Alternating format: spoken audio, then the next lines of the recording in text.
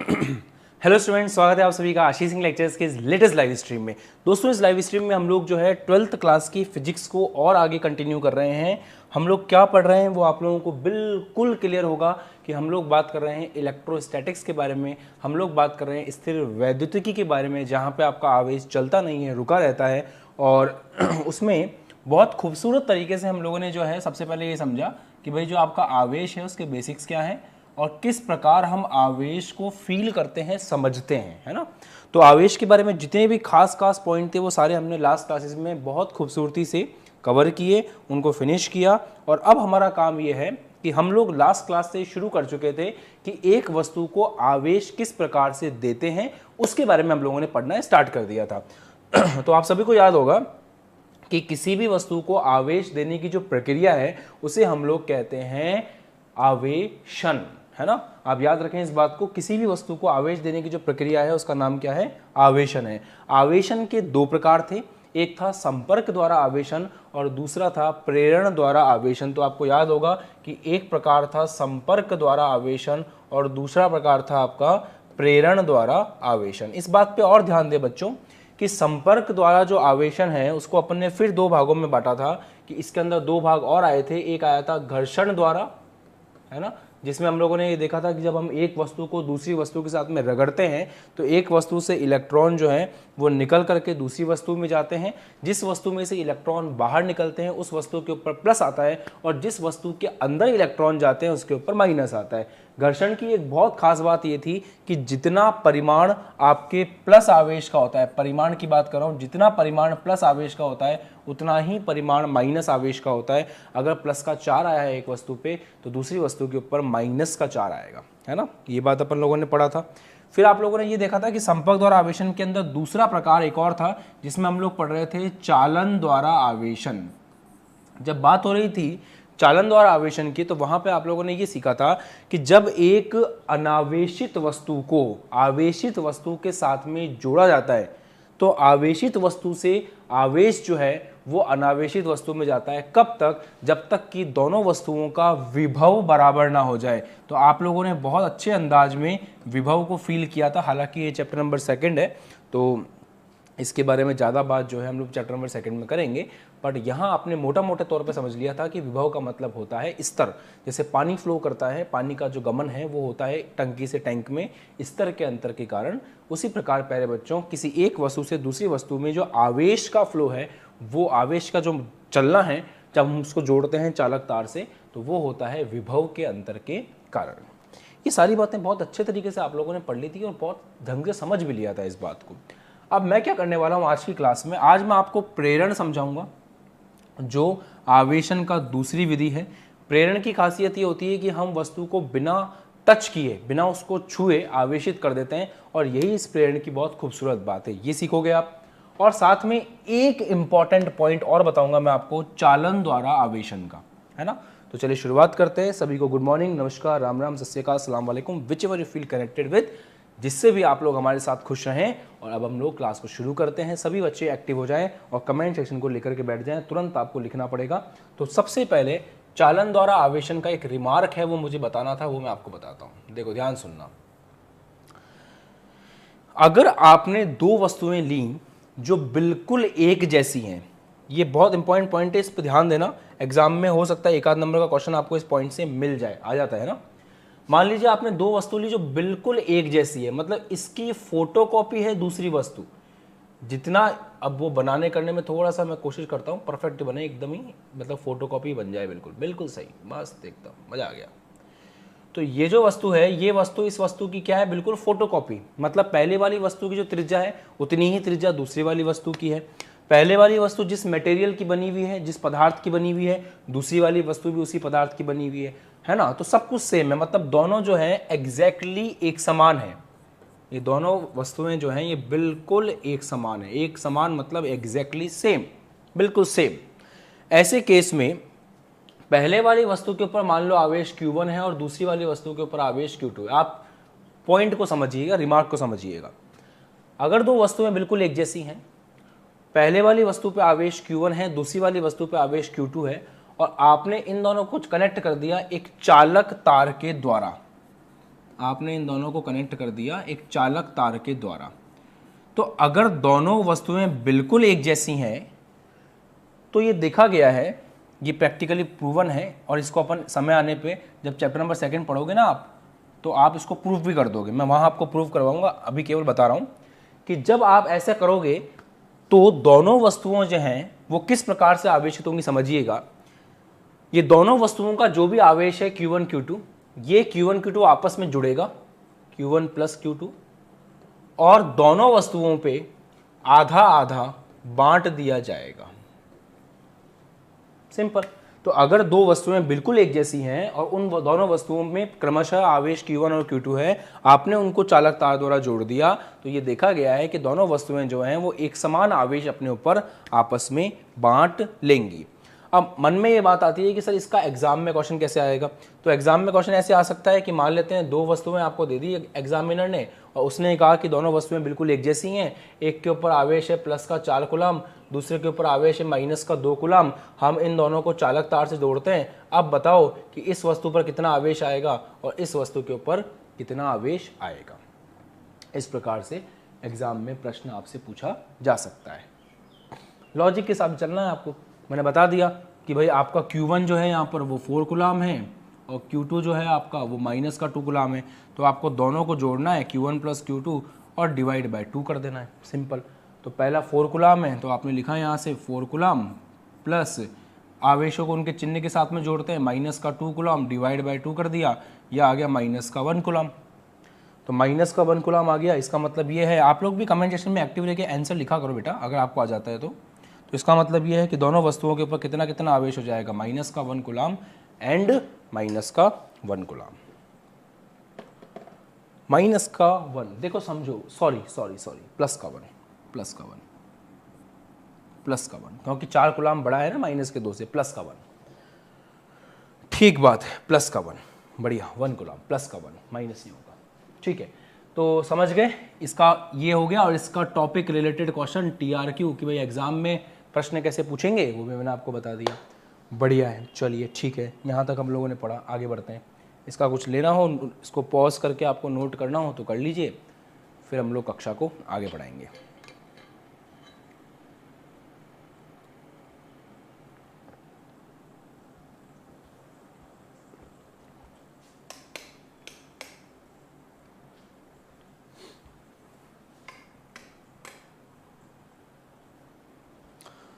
तो बात कुछ ऐसी है कि इस तरह की क्वेश्चन जो है ना, इस तरह के कंसेप्ट थोड़े थोड़े पता होने चाहिए, +1 आएगा।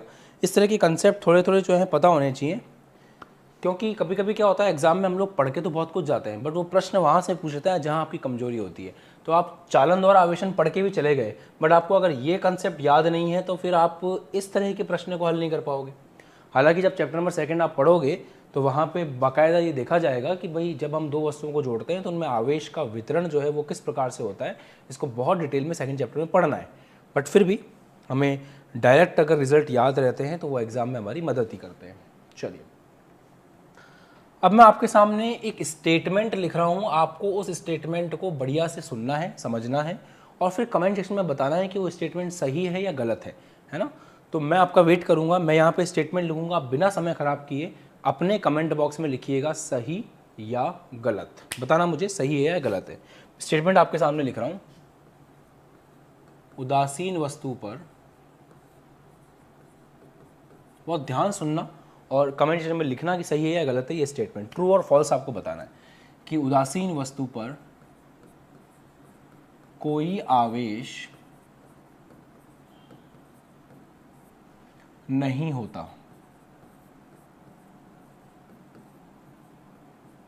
उदासीन वस्तु पर कोई आवेश नहीं होता, इसका आपको बताना है कि ये चीज़ जो मैंने बोली है ये ट्रू है या ये चीज़ फॉल्स है।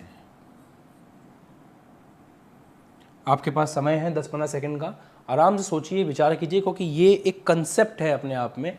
ये अगर आपको ध्यान रहेगा तो बहुत अच्छी बात रहेगी, अदरवाइज़ फिर आप थोड़े से कमज़ोर माने जाओगे फिजिक्स में अगर आप इस तरह के कंसेप्ट को नहीं जानते हो तो। दिमाग लगाइए खुद का, प्रश्न आपके सामने है, आराम से पढ़िए कि उदासीन वस्तु पर कोई आवेश नहीं होता, ये बात बिल्कुल सही है या बिल्कुल गलत है। और अगर गलत है तो क्यों, और सही है तो क्यों। अब धमाधम आंसर आ रहे हैं। कुछ बच्चे कह रहे हैं ट्रू है, कुछ बच्चे कह रहे हैं फॉल्स है, जो कुछ बच्चे कह रहे हैं ट्रू है, कुछ बच्चे कह रहे हैं फॉल्स है। धमाधम मतलब मैं पढ़ भी नहीं पा रहा हूँ, इतनी तेज स्पीड से जो है मैसेजेस देखने को मिल रहे हैं। ये साबित करता है कि आप लोगों में पढ़ने की लगन है। और यकीन मानो बच्चों, अगर आप इसी तरह से रेगुलर क्लास में आते रहे ना, और इसी तरह से इसी लगन के साथ में कमेंट सेक्शन में पढ़ते रहे, मैं आपको IIT JEE लेवल के उस लेवल के क्वेश्चन कराऊंगा जिनको करने के बाद में आपको मतलब इतना कॉन्फिडेंस आ जाएगा कि आप आराम से IIT JEE निकाल लोगे, है ना। तो मैं बस जैसे पढ़ा रहा हूँ वैसे पढ़ते रहो। मैं जितना बेसिक से पढ़ा रहा हूँ मुझे पढ़ा लेने दो, क्योंकि जितना बेसिक मैं आपके स्ट्रॉन्ग कर दूंगा ना, जब एग्जाम में क्वेश्चंस आएंगे ना, तो आप याद करोगे कि हाँ सर ने बेसिक स्ट्रॉन्ग किए थे उस समय, वो आज काम आ रहे हैं। तो आंसर ये है कि उदासीन वस्तु पर कोई आवेश नहीं होता। ये स्टेटमेंट जो है फॉल्स है, गलत स्टेटमेंट है, ये स्टेटमेंट रॉन्ग है, ये बात गलत है। तो जब सही बात लिखूंगा तो अपने आप समझ में आ जाएगा पहली वाली बात गलत क्यों है। सही स्टेटमेंट ये है कि उदासीन वस्तु पर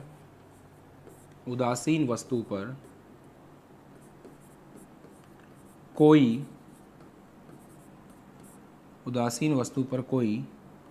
नेट आवेश नहीं होता।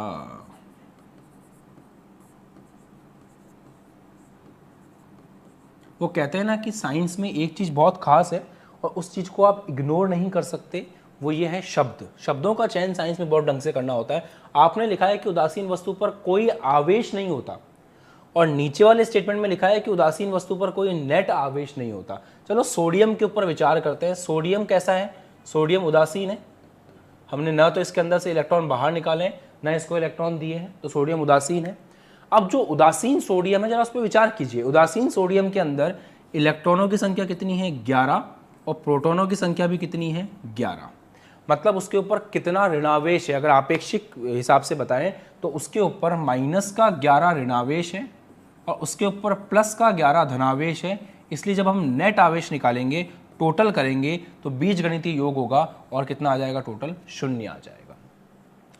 तो अगर मैं ये कहता हूं कि किसी वस्तु के ऊपर आवेश, उदासीन वस्तु के ऊपर आवेश नहीं होता है, तो मैं गलत बोल रहा हूं ना, क्योंकि उदासीन वस्तु पे तो आवेश होता है। उसके पास ऋणावेश भी है, उसके पास धनावेश भी है। हाँ, ये बात है कि उदासीन वस्तु की एक खासियत है कि उसके पास जितना धनावेश होता है उतना ही ऋणावेश होता है। उदासीन वस्तु की एक खासियत है कि जितना उसके पास धनावेश होता है उतना ही ऋणावेश होता है। तो जो नेट आवेश है वो कितना आ जाता है? 0 आ जाता है। नेट आवेश उसके ऊपर 0 होता है। ये बात मैं मानता हूँ और ये बिल्कुल सही बात है, इसमें कोई शक वाली बात नहीं है। तो ये चीज़ ध्यान रखें। इसलिए सिंबॉलिक फॉर्म में क्या करते हैं हम लोग, जब कोई उदासीन वस्तु दिखाते हैं तो उसके ऊपर जितने प्लस दिखाते हैं, जैसे मान लीजिए मैंने 5 प्लस दिखाए, तो 5 ही हम उसके ऊपर क्या दिखाते हैं? माइनस।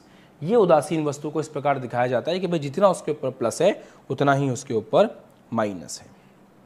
ठीक, मजा आया? यहाँ तक समझ में आया? बढ़िया। ये बात अगले टॉपिक को समझने में बहुत काम आएगी, तो आप चाहो तो पॉज करके नोट कर सकते हो, या फिर बाद में जब इसकी PDF एप्लीकेशन पे मिल जाए आपको तो वहाँ से देख लीजिएगा, कोई दिक्कत नहीं है। चलिए,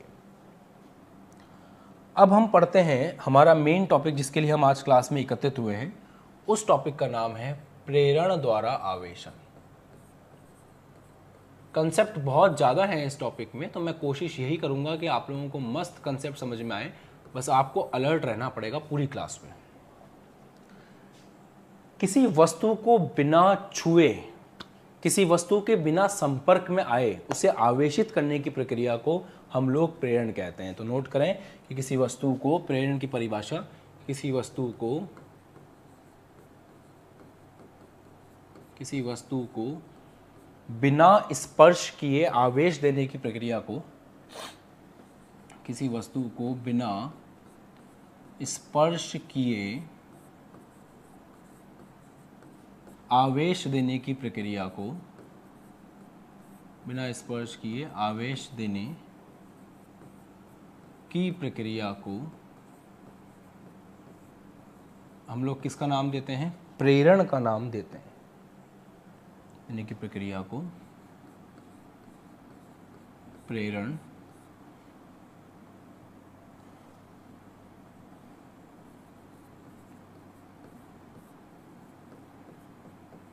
कहते हैं। मस्त एकदम। किसी भी वस्तु को बिना छुए आवेश देने की प्रक्रिया को हम लोग प्रेरण कहते हैं। तो आपको छूना नहीं है। शुरू करें, ध्यान समझिएगा कि कैसे करते हैं। हमने क्या किया, एक वस्तु को लिया और एक वस्तु को लेकर के उसको हमने एक स्टैंड पर रख दिया, और ये स्टैंड किस प्रकार का है, ये स्टैंड आपका कुचालक स्टैंड है।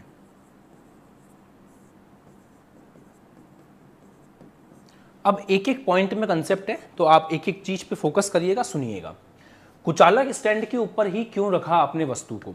तो हमने वस्तु को कुचालक स्टैंड पे इसलिए रखा क्योंकि बच्चों ये बात तय है कि अगर मान लीजिए आपने वस्तु को मेहनत करके कोई भी आवेश दिया और अगर वो किसी चालक स्टैंड पे रखी हुई है तो वो सारा आवेश जमीन में चला जाएगा।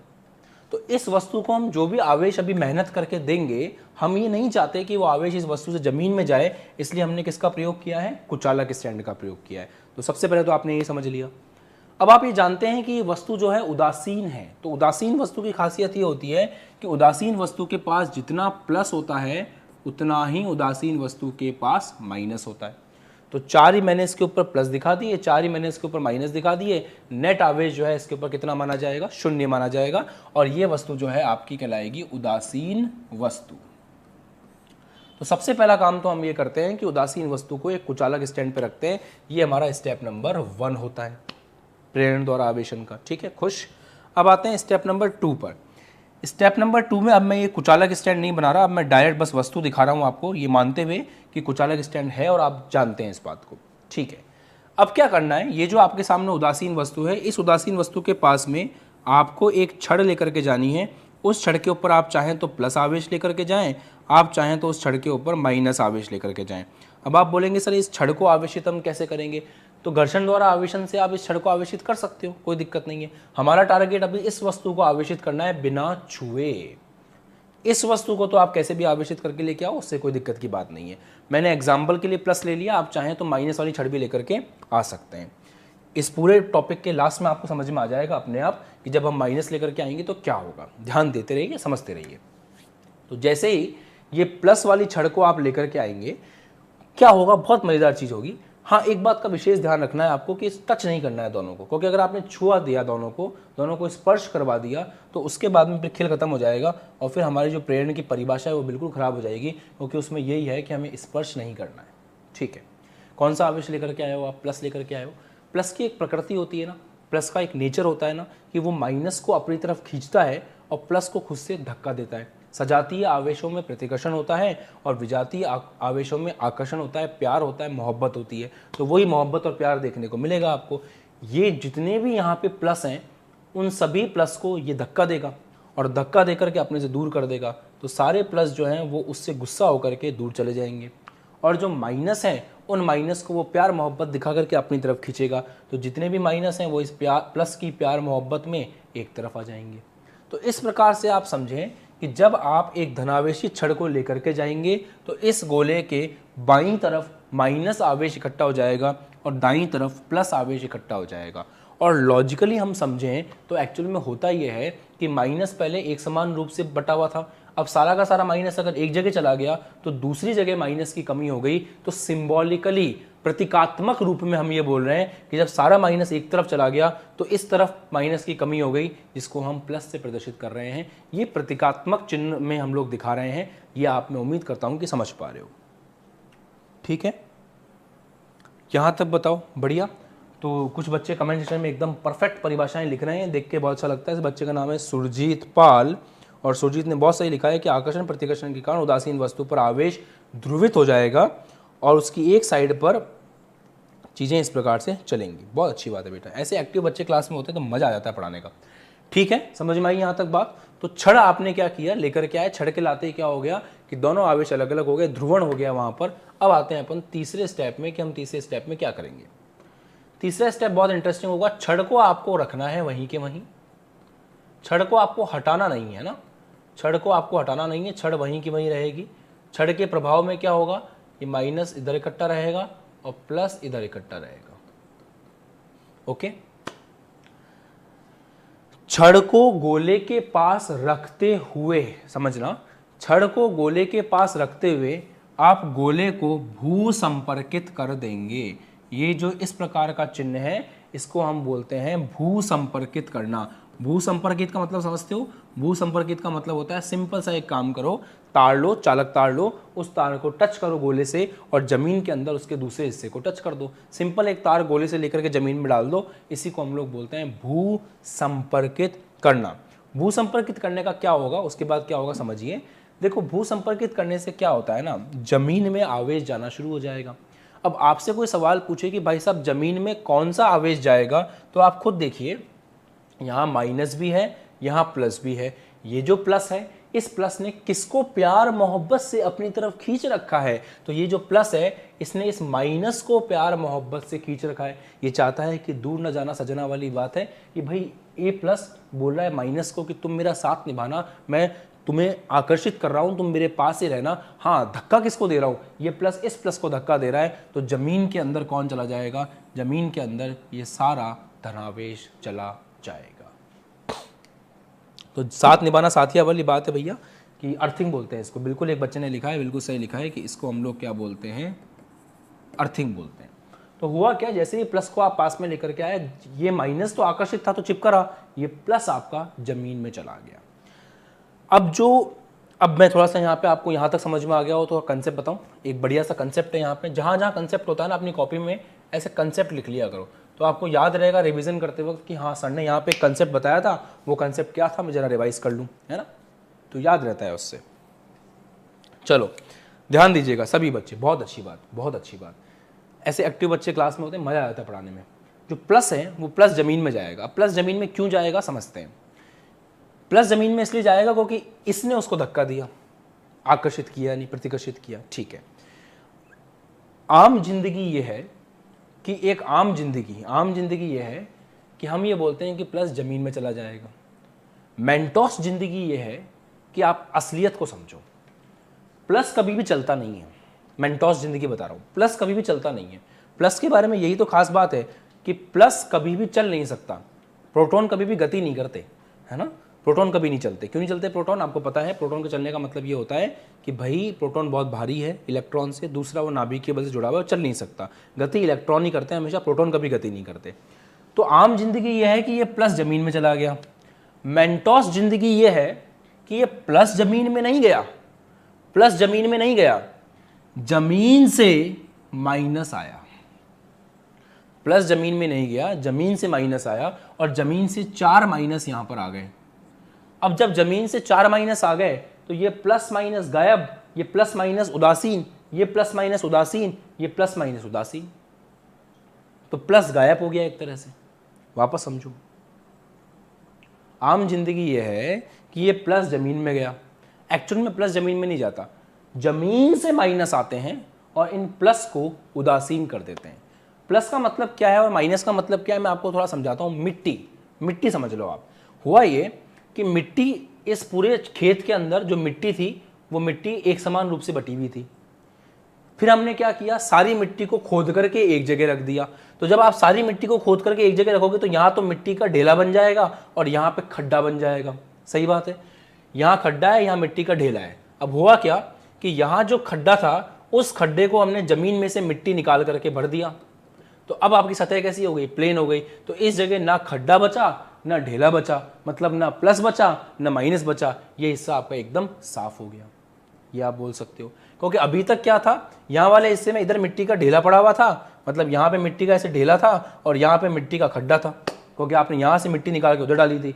फिर हमने जमीन से मिट्टी ला करके इस वाली जगह को भर दिया, तो उस जगह एकदम प्लेन हो गई। वही वाली बात अपन यहाँ पर कर रहे हैं। बताओ समझ में आया क्या? किसी प्रकार का कोई कन्फ्यूजन तो नहीं है? सोचो और कमेंट करके बताओ जल्दी से।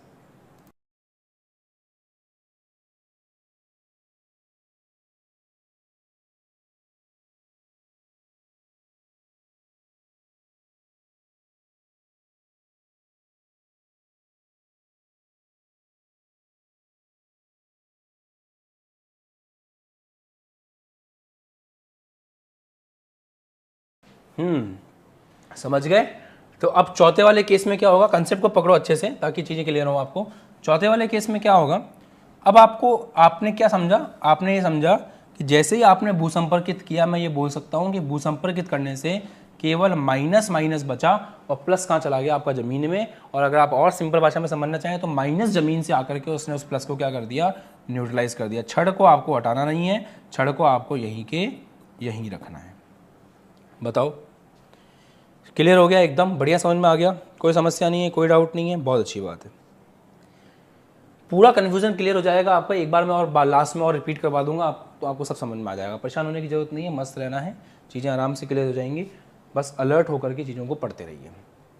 ठीक है, तो ये सारा प्लस ज़मीन में चला गया, बात खत्म। या फिर आप ये बोल सकते हैं कि ज़मीन से माइनस आया, उसने प्लस को गायब कर दिया। अब इसके बाद की कहानी भी इंटरेस्टिंग है और याद रखने वाली है, सुनो। अब हमको खुशी हो गई कि भाई हमने इस गोले को माइनस दे दिया, ये देख करके हम बहुत खुश हो गए, भयानक खुश हो गए, है ना। अब हमने क्या किया, मजे मजे में हमने सोचा प्लस तो माइनस तो आ ही गया है, आवेश तो आ ही गया है, इस छड़ को हमने हटा दिया। सुनना ध्यान से, हमने इसके ऊपर माइनस तो आ ही गया था, हम बहुत खुश हो गए और हमने खुश होकर के इस प्लस को हटा दिया। अगर आपने प्लस को पहले हटा दिया, पहले मतलब अभी भूसंपर्क हुआ है, आपकी जो वस्तु है वो भूसंपर्कित है, उस समय आपने प्लस को हटा दिया, तो जैसे ही ये प्लस यहां से हटा, इस माइनस को खींच के रखने वाला कोई बचा ही नहीं।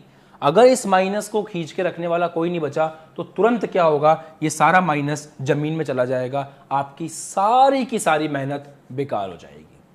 इसीलिए स्टेप नंबर 4 में ये कहा जाता है कि स्टेप नंबर 4 को बच्चे बहुत ध्यान समझें कि आपको छड़ को किसी भी हालत में अभी नहीं हटाना है। अगर आप ये देख करके खुश हो गए हैं कि आपकी वस्तु पे माइनस आ गया है, अब हम इसको हटा सकते हैं, तो ये बहुत बड़ी गलती होगी, क्योंकि अगर आपने इसको हटा दिया तो ये सारा माइनस जो है जमीन में चला जाएगा, क्योंकि अभी भूसंपर्क बना हुआ है। तो सबसे पहले स्टेप में आपको भूसंपर्क को तोड़ना है, ये नंबर 1 काम है जो आपको करना है। जैसे ही आप भूसंपर्क तोड़ोगे, जमीन में जाने की टेंशन खत्म हो जाएगी, क्योंकि हमने इसको कुचाला के स्टैंड के ऊपर रख रखा है, तो इधर से तो ये जमीन में जाएगा नहीं, इधर से जा सकता था, वो कनेक्शन भी हमने काट दिया। तो सबसे पहले आपको भूसंपर्क हटाना है, उसके बाद में आपको इस वस्तु को दूर करना है। ये दूसरा स्टेप होना चाहिए। स्टेप की सीक्वेंस पता होनी चाहिए, अगर स्टेप की सीक्वेंस नहीं पता है तो गलतियां होंगी और भयंकर गलतियां होंगी, है ना। तो बात यह है कि अगर आपने इस प्लस को हटा दिया तो कोई दिक्कत नहीं है, परंतु उससे पहले आपको भूसंपर्क हटाना पड़ेगा ताकि आवेश जो है जमीन के अंदर ना जाए। अब आखिरी स्टेप होगा, बात खत्म हो चुकी है। अब 5वां स्टेप मैं यहीं बना देता हूं, सिस्टम हो गया है सेट। अब आपकी वस्तु जो है, उस वस्तु को कोई टेंशन नहीं है, ध्यान दीजिएगा, दिख रहा है क्या सबको, थोड़ा इधर ले लूं, ठीक है। आपकी वस्तु को अब किसी प्रकार की कोई टेंशन नहीं है, आपने भूसंपर्क हटा दिया, पहले भूसंपर्क हटाने से आवेश जमीन में जाएगा नहीं। अब आपने इस प्लस को भी हटा दिया, तो ये जो माइनस है ये एक समान रूप से पूरी वस्तु के ऊपर जो है वितरित हो जाएगा, और अब आपकी वस्तु जो है मुबारक हो, ऋणावेशित हो चुकी है, आपकी वस्तु के ऊपर ऋणावेश आ चुका है। और इस पूरी प्रक्रिया में आपने आवेशित वस्तु को अनावेशित वस्तु के साथ में बिल्कुल भी टच नहीं किया, इसलिए हम कहते हैं कि यहाँ हम बिना स्पर्श किए आवेश दे रहे हैं। ये मत बोलना कि सर हमने जो है यहाँ स्पर्श तो किया था। हमें बिना स्पर्श करने का मतलब ये है कि हम आवेशित वस्तु को, जिसके ऊपर आवेश है और जो वस्तु उदासीन है, उन दोनों को हम आपस में टच नहीं कर रहे हैं। ये पॉइंट है, ये वाली बात है। बताइए, मुबारक हो सभी को बहुत बहुत, यहाँ तक समझ में आ गया, ठीक है। अब यहाँ जितने भी कॉन्सेप्ट थे उन सभी कॉन्सेप्ट्स को एक बार रिवाइज करते हैं, फिर हम एक और इंटरेस्टिंग चीज़ सीखेंगे जो बहुत मज़ेदार है। देखो, सबसे पहली बात आपने क्या किया, पूरी कहानी को वापस समझ लो, कोई भी कमी रह गई हो तो दूर हो जाएगी। सबसे पहली बात आपने देखा प्रेरण द्वारा आवेशन का मतलब क्या है। प्रेरण द्वारा आवेशन का मतलब यह है कि किसी वस्तु को बिना स्पर्श किए, है ना, आवेश देने की प्रक्रिया को हम लोग प्रेरण द्वारा आवेशन कहते हैं। और जब हम बोल रहे हैं ना बिना स्पर्श किए, तो उसका मतलब यह है कि हम वस्तु को, एक उदासीन वस्तु को एक आवेशित वस्तु के साथ में कभी भी टच नहीं करेंगे। हाँ, उदासीन वस्तु को तार से जोड़ना करना ये हम कर सकते हैं, इसकी परमिशन है हमें। और इस लॉजिक में आपने ये समझ लिया कि उदासीन वस्तु वो वस्तु नहीं है जिसके ऊपर कोई आवेश नहीं होता। उदासीन वस्तु पे प्लस भी होता है, माइनस भी होता है, बट हाँ एक कंडीशन है कि जितना उसके ऊपर प्लस होता है उतना ही उसके ऊपर माइनस होता है, जिसके कारण जो नेट आवेश है वो 0 आता है। तो आप इस बात को लिखें तो ज़्यादा बेहतर रहेगा कि उदासीन वस्तु के ऊपर भी कोई भी नेट आवेश नहीं होता। ये बात लिखना सही है, ये कभी भी ना लिखें कि कोई आवेश नहीं होता, आवेश तो होता है उसके ऊपर, ठीक है। सिंबॉलिकली हम लोग ऐसे दिखाते हैं कि अगर कोई वस्तु उदासीन है तो जितने उसके ऊपर प्लस हैं उतने ही उसके ऊपर माइनस हैं। उस उदासीन वस्तु को आपने रख दिया एक कुचालक स्टैंड के ऊपर। ऐसा आपने क्यों किया?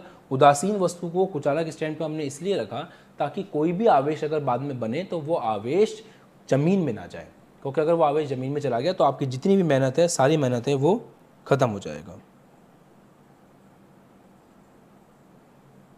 ठीक है, बात समझ में आ गई? ओके, अब शुरू करते हैं आगे की बात।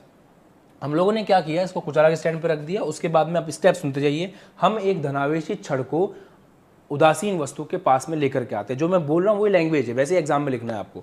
उदासीन वस्तु के पास में हम एक धनावेशी छड़ को लेकर के आते हैं और इस बात का विशेष ध्यान रखते हैं कि हम उस छड़ को उदासीन वस्तु के साथ स्पर्श ना कराएं, इनको टच हमें नहीं कराना है। जैसे ही हम धनावेशी छड़ को लेकर के आते हैं, उदासीन वस्तु के अंदर आकर्षण प्रतिकर्षण के कारण बाईं ओर माइनस का आधिक्य हो जाता है और दाईं ओर प्लस का आधिक्य हो जाता है। ठीक है, उसके बाद छड़ को वस्तु के पास रखते हुए हम भू संपर्कित कर देते हैं। छड़ को वस्तु के समीप रखते हुए हम उदासीन वस्तु को भू संपर्कित कर देते हैं।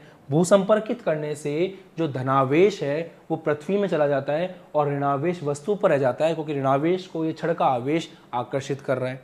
और इस बात की गहराई में जाने पर ये समझ में आता है कि वास्तव में धनावेश पृथ्वी के अंदर नहीं जाता है, पृथ्वी से इलेक्ट्रॉन आकर के उस धनावेश को उदासीन करते हैं। ठीक है, तत्पश्चात अगले स्टेप में हम सबसे पहले उदासीन वस्तु का भूसंपर्क तोड़ते हैं, मतलब उदासीन वस्तु के भूसंपर्क को हटाते हैं और उसके बाद हम धनावेशी छड़ को उससे दूर करते हैं। तत्पश्चात जो माइनस आवेश बचा है वो संपूर्ण वस्तु पर एक समान रूप से बढ़ जाता है और इस प्रकार हमने वस्तु को बिना स्पर्श किए जो है आवेश दे दिया और इसी को हम बोलते हैं आवेशन प्रेरण द्वारा। हाँ, इसमें ये बात और ख़ास है कि आप ये नहीं कर सकते हो कि आप पहले वस्तु को हटा दो। अगर आपने पहले छड़ को हटा दिया तो उससे क्या होगा, सारा आवेश ज़मीन में चला जाएगा। आपकी सारी की सारी मेहनत जो आपने इतनी मेहनत करी है वो सब हो जाएगी बेकार। समझ में आया? यहाँ तक अच्छे समझ में आया? आगे बढ़े? ठीक है, अब जरा इमेजिन करिए कि अगर आप इस प्लस की जगह माइनस लेकर के आए होते तो क्या होता। अगर आप यहाँ पर माइनस लेकर के आते तो क्या होता। अगर आप यहाँ माइनस लेके आते, इस पूरे माइनस की जगह प्लस होता और यहाँ पे माइनस होता। जब आप भूसंपर्कित करते तो प्लस को तो ये माइनस पकड़ के रखता, ये इलेक्ट्रॉन जो है वो जमीन में चले जाते, तो लास्ट में वस्तु के ऊपर प्लस बचता और यहाँ पे आपको प्लस नजर आता। मोटी मोटी बात यह है कि आप जो छड़ लेकर के आओगे, छड़ के ऊपर जो भी आवेश होगा अंत में उसका विपरीत आवेश आपको वस्तु पर देखने को मिलेगा। कमॉन, एक बार फिर से, जो भी छड़ पे आप आवेश लेकर के आओगे वो आवेश जो है उसका विपरीत आवेश जो है आपको लास्ट में वस्तु के ऊपर देखने को मिलेगा। अगर आप छड़ में प्लस लेकर के आए तो आपको यहाँ माइनस मिलेगा और यहाँ माइनस लेकर के आए तो प्लस मिलेगा। कर सकते हो ये चीज? क्लियर है? समझ में आ गया बढ़िया से? ठीक है, आगे बढ़ते हैं। इसको पॉज करके नोट करना चाहो तो नोट कर सकते हो, है ना, और इसकी पीडीएफ एप्लीकेशन में मिल जाएगी आपको, तो वहाँ से आप आराम से देख सकते हैं। कोई भी डाउट वगैरह रहे तो। चलिए, बढ़िया हो गया, आगे बढ़े। ओके, अब हम दो वस्तुओं को एक साथ प्रेरण द्वारा आवेशन, दो गोलों का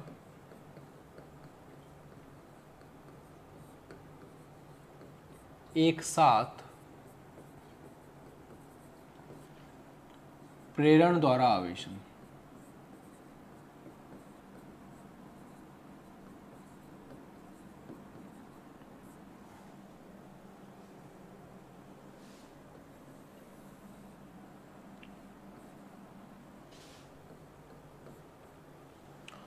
दो गोलों का एक साथ प्रेरण द्वारा आवेशन। ध्यान समझिएगा, हम इस बार क्या करने वाले हैं, हम इस बार दो गोलों को एक साथ प्रेरण द्वारा आवेशित करेंगे। ये एनसीईआरटी के अंदर एक एग्जाम्पल भी है आपका, तो एनसीईआरटी के अंदर आप एक एग्जाम्पल के रूप में इसको देख सकते हैं। एक एग्जाम्पल है एनसीईआरटी का।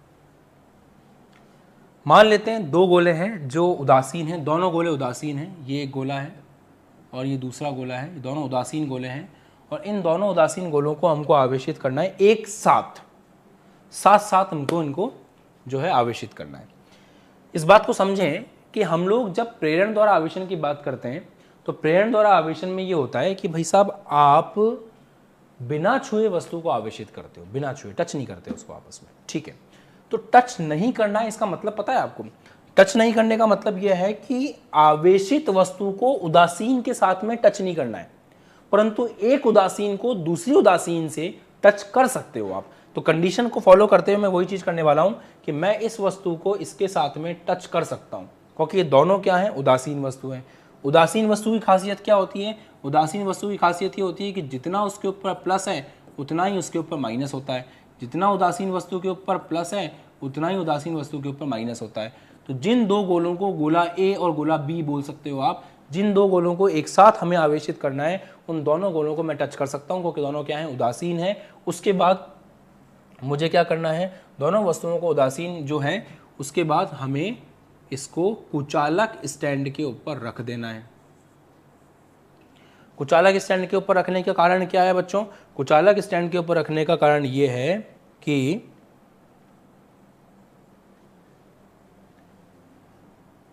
उदासीन वस्तु जो है जब उसके ऊपर आवेश आए तो वो आवेश जो है जमीन के अंदर ना जाए, इसलिए हमने क्या किया, उसको कुचालक स्टैंड के ऊपर रख दिया। लिख नहीं रहा हूं मैं, आप लोग समझते हैं।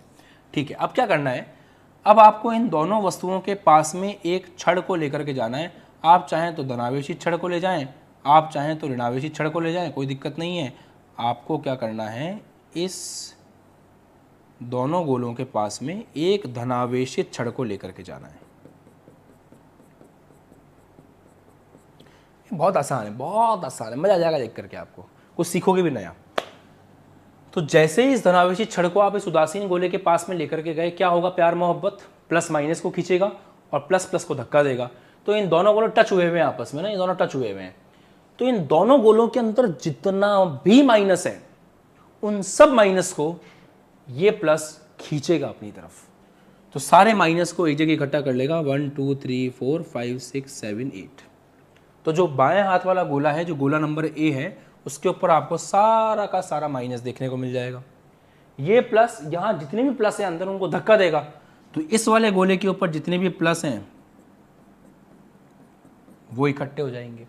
तो मतलब ये हुआ कि प्रेरण द्वारा आवेशन करने के लिए जब हम इस छड़ को लेकर के आए, तो क्योंकि दोनों गोले टच थे, आवेश जा सकता था, तो इसने दोनों गोले के माइनस को एक तरफ कर दिया बाएं वाले गोले ए के ऊपर, और दोनों गोलों के प्लस को जो है एक तरफ कर दिया बी के ऊपर।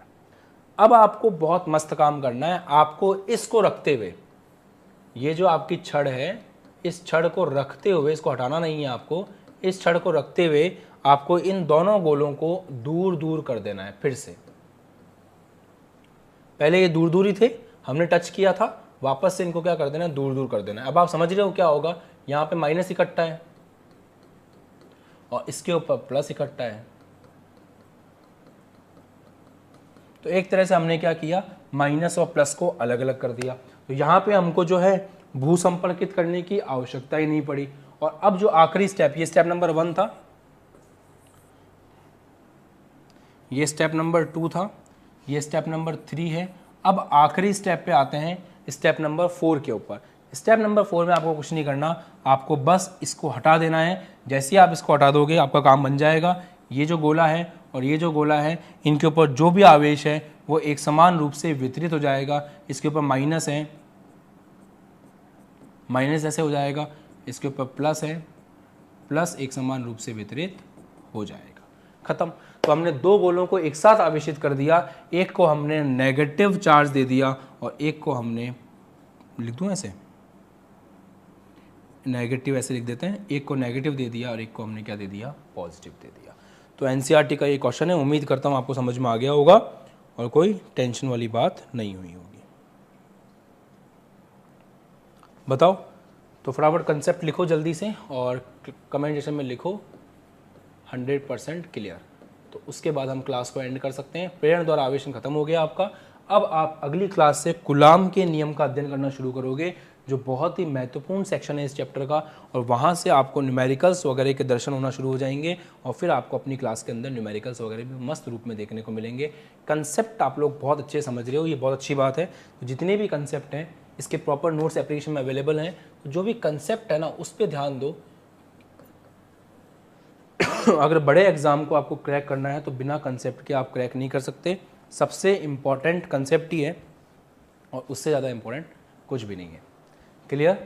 तो ये कहानी है, जल्दी से आप इसको नोट कर लीजिए और नोट करने के बाद में कोई भी दिक्कत हो तो आप उसको कमेंट सेक्शन में लिख सकते हैं। मक्खन है एकदम, सबको समझ में आ गया, कोई दिक्कत नहीं है, ठीक है। तो इसी के साथ में आज की क्लास को एंड करते हैं। उम्मीद करता हूँ कि आप लोगों को क्लास में बहुत मज़ा आता है, आप लोग क्लास में रेगुलरली आ रहे हैं, सब लोग ये देख करके बहुत खुशी होती है। ऐसे ही मेहनत करते रहिए, बढ़िया से जी जान लगा के पढ़ाई करते रहिए। हमें IIT JEE और नीट जैसे एग्जाम को क्रैक करना है और फिजिक्स केमिस्ट्री में इतनी अच्छे कंसेप्ट सीखने हैं इस साल कि कोई भी ऐसा कंसेप्ट नहीं हो जो आपको नहीं आता हो। मेरी पूरी कोशिश है कि मैं आपको बहुत अच्छे से पढ़ाऊँ, और जब मैं क्वेश्चंस कराना शुरू करूँगा ना, तो मैं जो भी बारीक बारीक चीज़ें आपको बता रहा हूँ ना, ये जब काम आएंगी ना क्वेश्चन में, तब आपको लगेगा कि हाँ सर सही कहते थे। जितना अच्छा हमारा कंसेप्ट होगा उतना ही अच्छा हम अच्छा कर पाएंगे, जितने हमारे बेसिक स्ट्रॉन्ग होंगे उतने ही अपन बढ़िया कर पाएंगे। तो मिलेंगे आपसे अगली क्लास में इसी उम्मीद के साथ कि आप लोग पढ़ के आएंगे, और खुश रहिए, सुरक्षित रहिए, घर पे रहिए, ध्यान रखिए खुद का, और पढ़ाई करते रहिए। बहुत गोल्डन चांस है आपके पास पढ़ाई करने का। धन्यवाद, मिलेंगे अगली क्लास में। लाइक सब्सक्राइब शेयर जरूर कर देना है। अभी तक बैच को ज्वाइन नहीं किया है तो नीचे जो व्हाट्सअप नंबर शो हो रहा है उस पर मैसेज करिए, कॉल करिए उसके ऊपर, और अपने बैच को प्रॉपरली ज्वाइन कीजिए ताकि आपकी पढ़ाई रुके ना और बढ़िया से चलती रहे। बाय बाय, जय हिंद, टेक केयर।